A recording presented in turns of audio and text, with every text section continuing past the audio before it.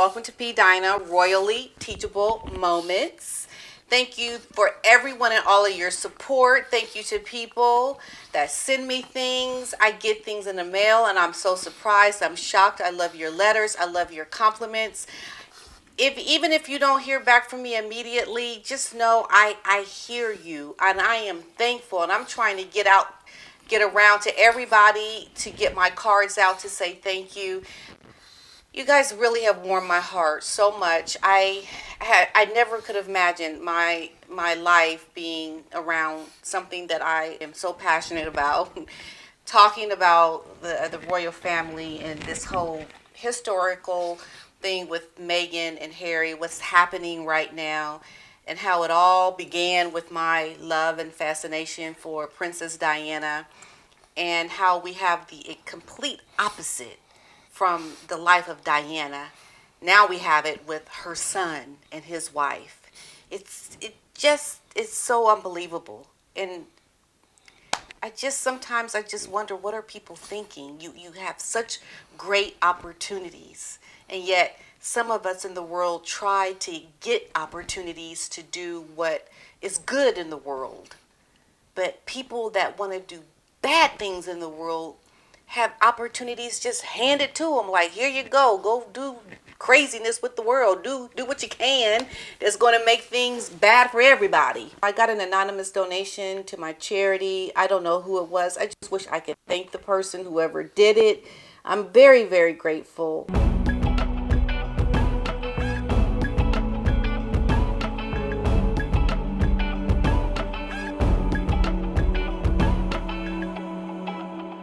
This summer, we actually are going to be teaching Ukrainian immigrants English. Something really amazing came out of that, and I'm excited to be able to do something really good with that. Speaking of which, Prince William made a surprise visit to Poland to thank the troops and just doing a lot of good, showing support. I think it does edge on the border of politics. I'm not sure, but just the good that they do, their selflessness is admirable. How they go out into the world to make a real difference, and they're not trying to get anything out of that in terms of branding for some other reason. Like, they are there to do the work and to make a difference. And the kids that were taking their picture with William and how he was taking selfies with them. And it just really warms my heart to see how they are so giving as a thank you to the support that people give the monarchy. There's this exchange of, we have the life that we have that is very privileged, in exchange for supporting organizations, people who are making real sacrifices in the world, people who are doing really the most good. That is something we have to keep our eye on, our focus on that, and the work that William and Catherine are doing. I just really am glad to see the example from Princess Diana's son to that son. I'm glad to see that. We got the complete opposite with the other son, and how you can be so self-indulged in your own nefarious behavior that you want people to think you're doing good, but you're really not. I know we've all heard about Harry maybe having to lose his visa because of his drug use, and the relationships that have now been soured because of Harry and Meghan's behavior with their families. They've really hurt a lot of people. More lies are coming out, and there's just so much that Harry and Meghan have done that is so unnecessary, that they are creating this news cycle that draws attention to them and their wrongdoings, and how what they're doing is so wrong. They need to be called out. They have to be called out. You can't just say, look at what they're doing and look the other way, because looking the other way allows them to get away with what they're doing to make people believe that they are really doing the most good. But those that are really doing the most good, in my opinion, is the other brother. is William and his wife. Now, what has come out most recently? Well, there's been news that Thomas Markle Sr. was spotted in the airport with his son, Thomas Markle Jr. in LAX. And I have said this before in my other videos. I would not be surprised if Meghan and Harry are going to try to overshadow the king's coronation with a stunt, because they are the type of people to do that. We look at what they did with the christening of Lily, how they announced it prior to it even coming out on the website of the royal family. I mean, how disrespectful is that? I could imagine Meghan doing a reunion, or having her father there, having him invited to the coronation, and Meghan showing up along with her father at the coronation to overshadow the king in his day. That she would do. And it would be a way she would be using her father to garner up a liking or sympathy, because we all know her PR agency, there was information that came out about how she needs to rebrand to be in good relation with her father because of their disapproval ratings. She needs something to show that she is a good person. I could imagine her bringing her father to the coronation, King Charles inviting Mr. Markle to the coronation, and Meghan allowing this to happen so that she could be in reunion with her father at the coronation, to bring all the attention off of the king and to bring it onto her. She'll do that. She'll do it, because we know Thomas Markle is really hurting from his relationship being soured with his daughter. He really is affected by this in a very sad way. It's very traumatic for him. I mean, imagine you've done everything you could to give your daughter a good life, and then she treats you like this and completely just stops talking with you and makes you the enemy out of nowhere. But to get in with the good graces, to use it as a PR stunt, to be in a favorable light to the public, she'll do it. And I'm counting that this is the stunt that they are going to do. Now, I could be wrong where they may not do it at the coronation, but she'll do it. She'll do it. And you almost have to wonder, would Thomas Markle allow himself to be used like this? I think he would just want to do whatever he can to get his daughter back. He will do it. And Meghan will do it for very nefarious reasons, because for the right reasons, it would not be on camera. So Harry and Meghan, they could end up very unhappy and insignificant after ditching royal life. This is what this author is talking about. She's warning this could happen, and I think this reporter is on the mark. Her name is Catherine Tinsley, and she says Harry and Meghan, they have transitioned their lives from being in royal life to now living in California. And she believes that they are headed towards misery. And I would say they're already in misery.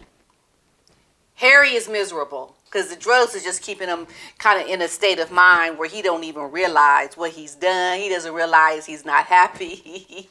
He's still numb from the drugs.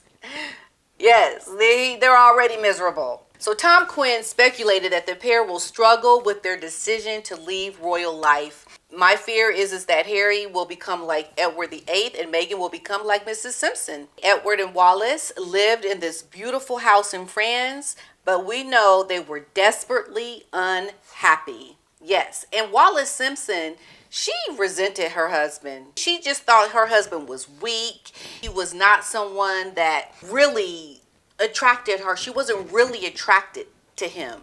He really, the king, pawned himself onto her. He went after her like crazy. But she, wanting to be a socialite and to have this high and glamorous life, she fell into his desires and wants to be with her. She despised this man later. If you see interviews and watch them together, you can see how as time went on, she didn't care for this man. And in his dying days, he was alone. She was not even with him. And how she spoke to him, how she treated him, he just was a weak man to her. And I think that is very similar to how Meghan sees Harry. Harry's able to give her something that she wanted to help put herself up there, to boast her lifestyle, to make it a high, glamorous, high profile life. But deep down within the depths of her being, it's not real love.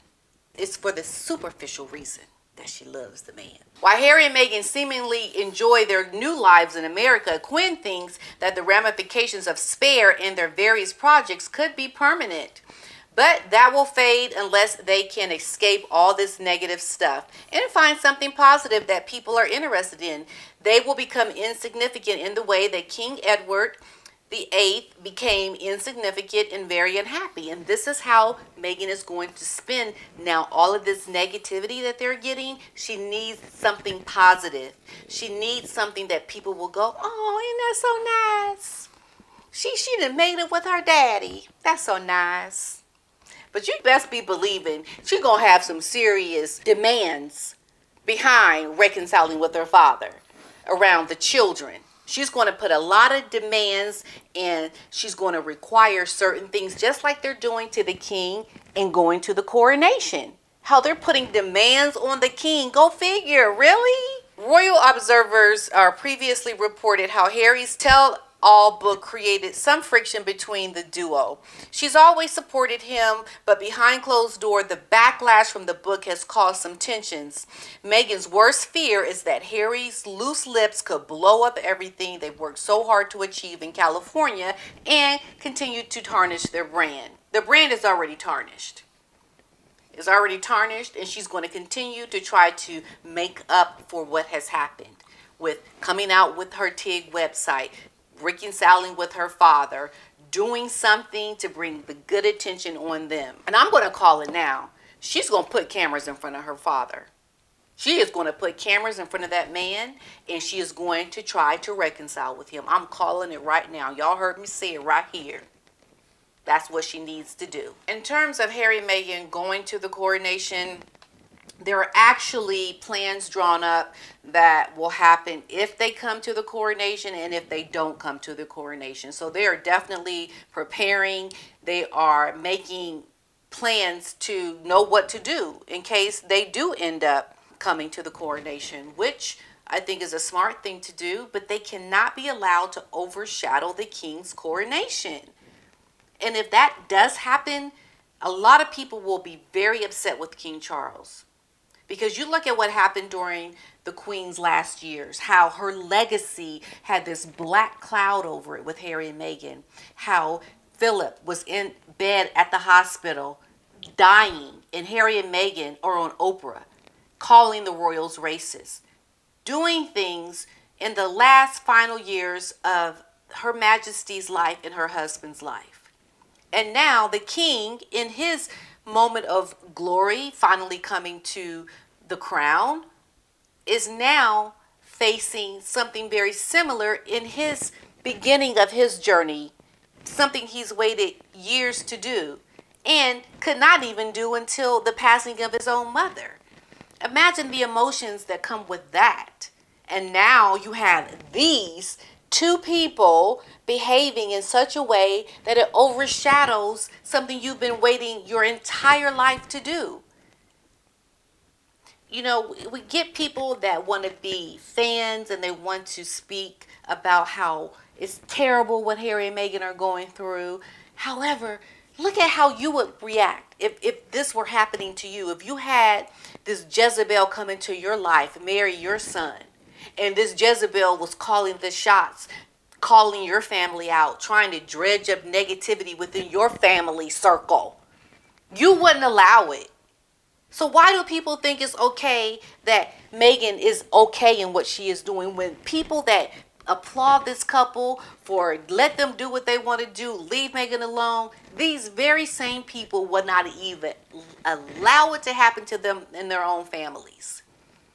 We know it. We know black sister girls would be checking her all day long if she came up into their house trying to call the shots in their mama's home or in their daddy's home. You wouldn't allow it. It's no different. You just don't allow this kind of behavior. I don't care if you're a woman of color or you are liked by certain people. When you behave in a way that is not okay, you need to be checked. Check them. You don't allow that to happen. And you know what that is? That is showing love. That is showing we're not going to allow you to destroy something or to run over on something that has meaning and value to me and my family.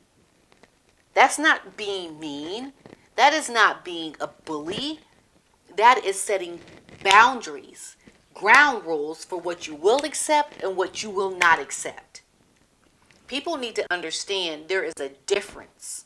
There is a difference between allowing someone to know what they can and cannot do, and there's a difference between just being outright mean and nasty to somebody.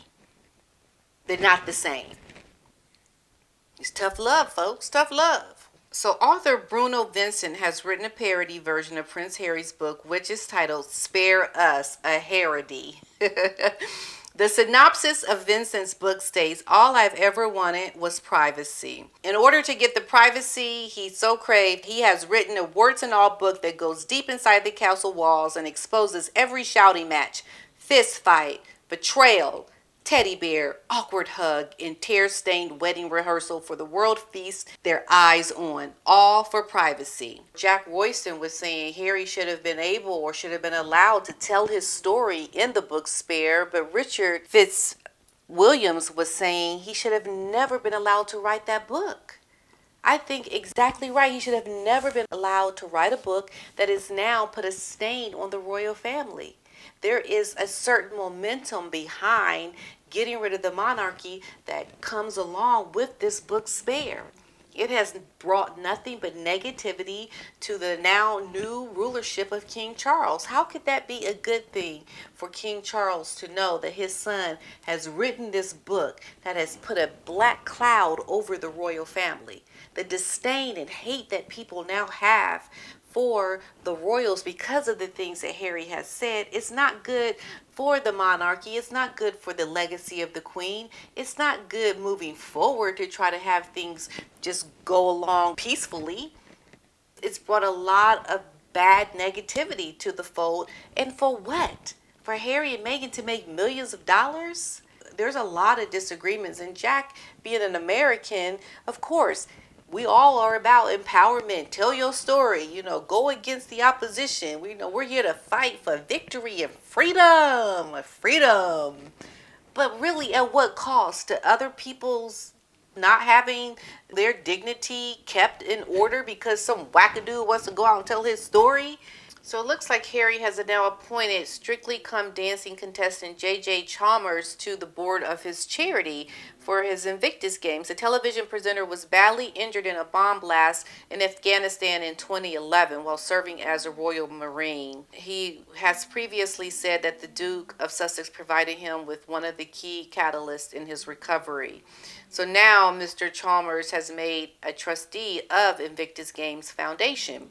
He himself is a former participant in the Invictus Games, a sporting event for wounded, injured, and sick service personnel, which was set up by Prince Harry and was a gold medalist. And the presenter was part of BBC's presenting team for the Queen's funeral, covering events from Wellington Barracks. Mr. Chalmers and Harry became friends after they met during rehabilitation triathlon in 2014. He was invited to the royal wedding in 2018. He was said to forever be grateful to the Duke for encouraging him to take part in the Invictus Games. And back in 2020, he reached the quarterfinals of Strictly Come Dancing with dance partner Amy Dowden. Earlier this year, former commando Mr. Chalmers came out in defense of Harry after the prince was slammed for telling the world in his memoir how many Taliban fighters he had killed. I would push back on that just to say, but yeah, you don't put it in a book.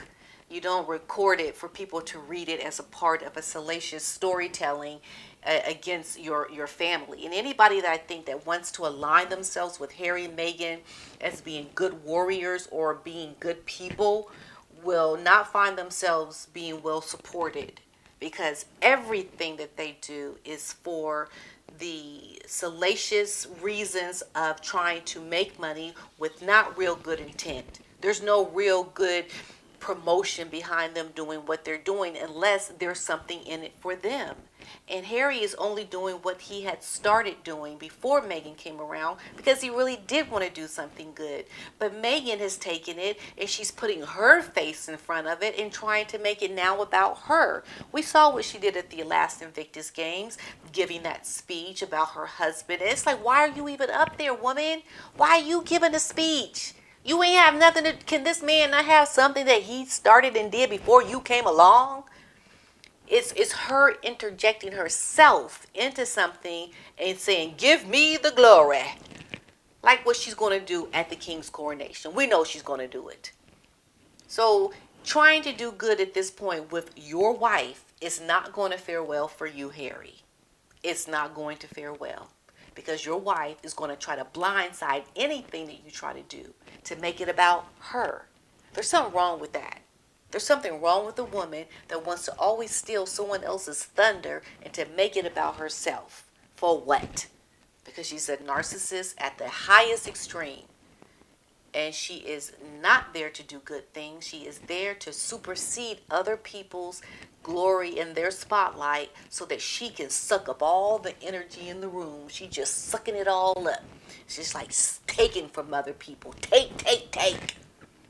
Go out and create your own and let other people have theirs. That's what I say.